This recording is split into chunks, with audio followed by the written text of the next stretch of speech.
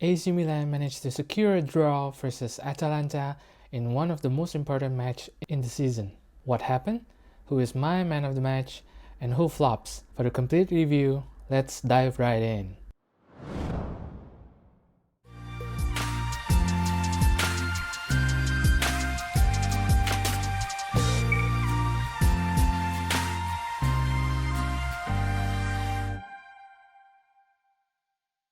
Hello Milan fans, my name is G, a Milan fan since I was a kid, and this Milan Chat channel is for all the latest update and information about AC Milan football team, including match previews, post-match analysis, discussions, opinions, predictions, player transfers, rumors, and so much more on the Rossoneri. Now let's talk about the Milan vs Atalanta match on the 24th of July 2020. We managed to perform our own game against a high-pressuring Atalanta team and got a draw with Atalanta. To be honest, we could have won the game. Surprising that we managed to pull that kind of a performance since we are missing three key figures in the starting 11, which are Theo Hernandez and Benacer, who's suspended for the match, and also Romagnoli, who's injured, and looks like he will be out until the end of the season. Even though we're not at full strength, we continued the good performance we have done since the restart of the season, and we do have chances in the second half to secure a win. We can be pleased with what we saw from the players. Now, we can prepare to face the last two games of the Serie A season with qualification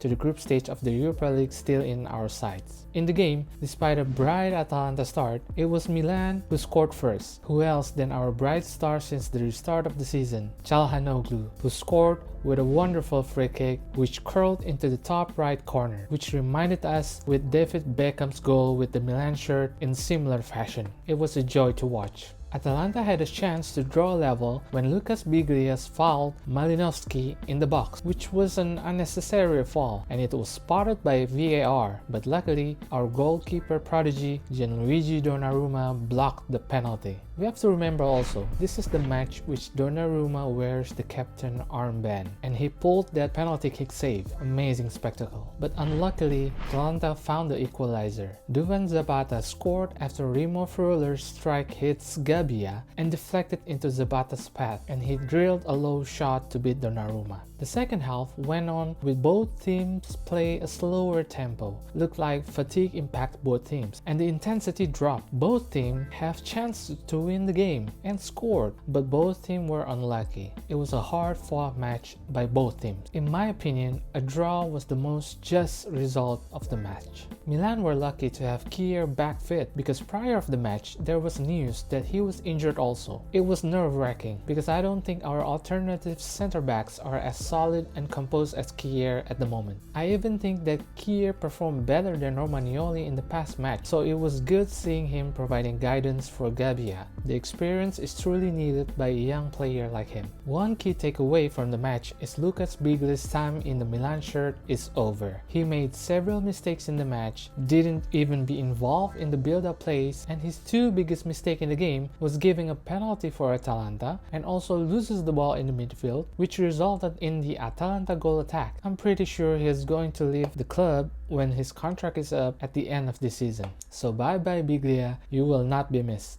The next match, we're going to face Sampdoria and Cagliari. Having Theo Hernandez and Benacer back, there's no reason we cannot take the victory. Now we go to player ratings. Donnarumma, he wore the captain's armband in this match. Performed clean the whole game. Amazingly stopped a penalty, just unlucky by conceding Zapata's goal. We have to remember this is a 21-year-old man we're talking about. Calabria performed decently, did quite well in the defensive part, but struggled with the physical battle against Zapata. Still, our best option for the right back after Conte. Kier, our true leader in the back line, looked solid for the whole game, gave directions and commands on the field, clearly looked like one of our best center backs in a long time.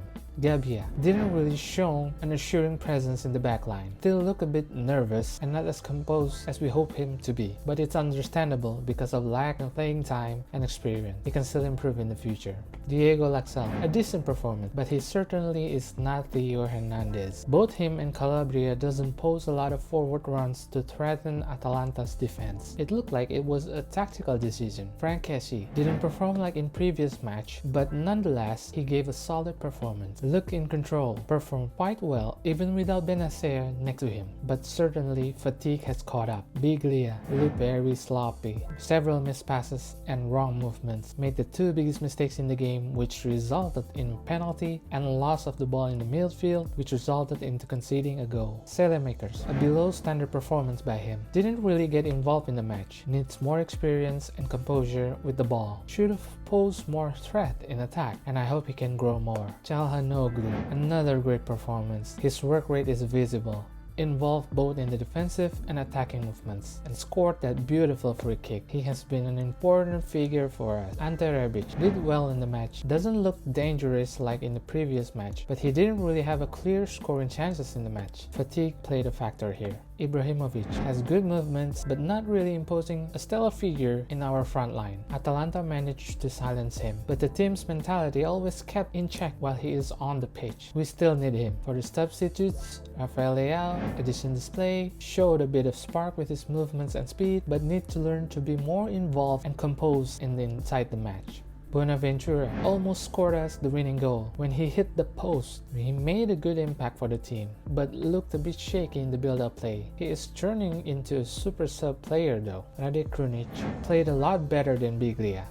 The midfield was more balanced when he came on the pitch for Biglia. Good positioning and movements in the defense. Not many chances to go forward, but I think he should have started the match. Castillejo looked shaky and a bit rusty. I think he's still trying to get that match fitness form, and I hope he can help us in the remaining two final matches of the season. For the boss of the match, it's Calhanoglu again. Solid display of movements, free kick goal to remember, looking better and better each outing since the restart of the season, and he's truly becoming a star for the team. For the flanky, it's none other than Lucas Biglia. Nothing to say here. He cost us the game. Underperformed in every aspect. I think his time in Milan shirt is over. Bye bye Biglia.